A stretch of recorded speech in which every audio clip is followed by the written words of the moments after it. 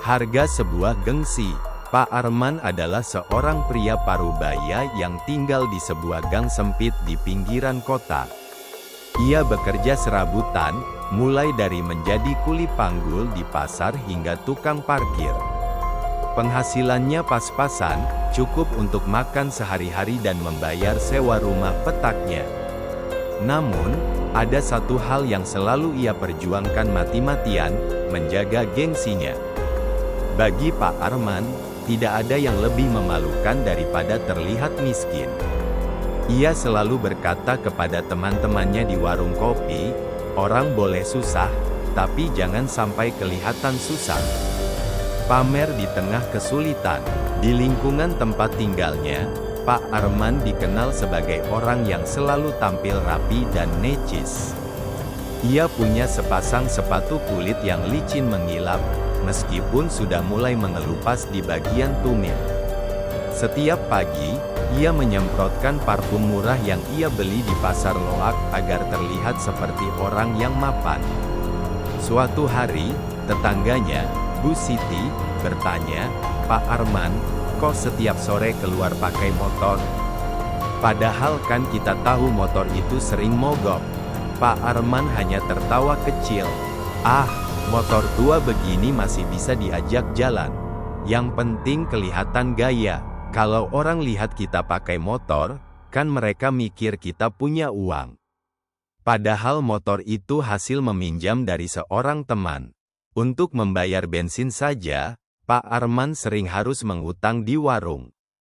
Tapi baginya, gengsi lebih penting daripada mengakui kesulitan hidupnya. Pesta pernikahan yang memaksakan. Anak perempuan Pak Arman, Rina, baru saja dilamar oleh seorang pemuda sederhana bernama Joko. Sebagai seorang ayah, Pak Arman ingin pernikahan anaknya menjadi momen yang membanggakan. "Ayah mau pesta besar-besaran," ujar Pak Arman dengan penuh semangat. "Pesta besar? Yah, tapi kita kan enggak punya uang," jawab Rina pelan. Pak Arman menepuk bahu anaknya. "Tenang saja, ayah pinjam uang ke sana-sini. Yang penting, orang kampung lihat kalau kita mampu." Pak Arman mengajukan pinjaman ke rentenir. Dengan uang itu, ia menyewa tenda besar, membeli dekorasi mewah, dan memesan catering mahal. Hari pesta tiba, dan tamu-tamu yang datang terpesona melihat kemegahan acara tersebut. Namun, di balik senyuman lebar Pak Arman, ada kekhawatiran besar. Hutangnya menumpuk, dan ia tidak tahu bagaimana cara melunasinya. Harga dari gengsi. Setelah pesta usai, Pak Arman mulai merasakan tekanan dari para rentenir yang terus menagih uang.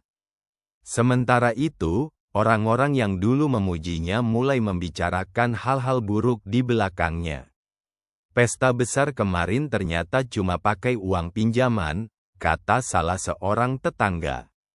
"Kasihan anaknya, sekarang Rina sama suaminya yang harus ikut bayar hutang," tambah yang lain. Pak Arman yang mendengar percakapan itu hanya bisa menunduk. Gengsinya yang selama ini ia banggakan kini menjadi beban yang tak tertanggungkan.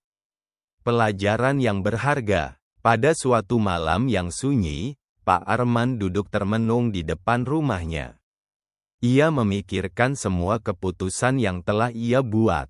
Di tengah perenungannya, Rina menghampirinya. "Ayah, enggak apa-apa kalau kita hidup sederhana. Orang-orang juga enggak akan terlalu peduli seperti yang ayah pikirkan," kata Rina dengan lembut. Pak Arman menghela napas panjang. "Ayah cuma ingin keluarga kita dihormati, Nak. Tapi mungkin ayah salah.